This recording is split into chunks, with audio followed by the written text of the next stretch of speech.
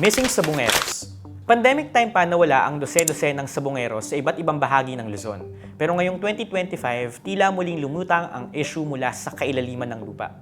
Isang whistleblower, si Julie Patidongan, ang lumantad at nagsabing matagal nang patay ang mga nawawala at pinagtatapon daw sa Taal Lake.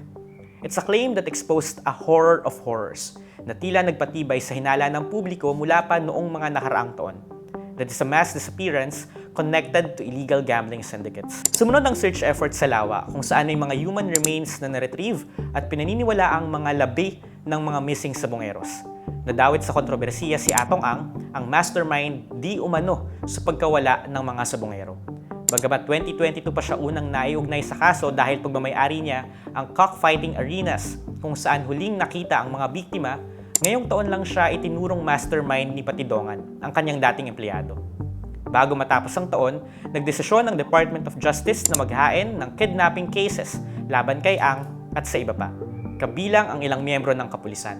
Mahaba pa ang tatakbuhin ng kaso ng missing sabongeros at mailap pa rin ang hustisyang inaasam ng kanilang mga iniwang mahal sa buhay.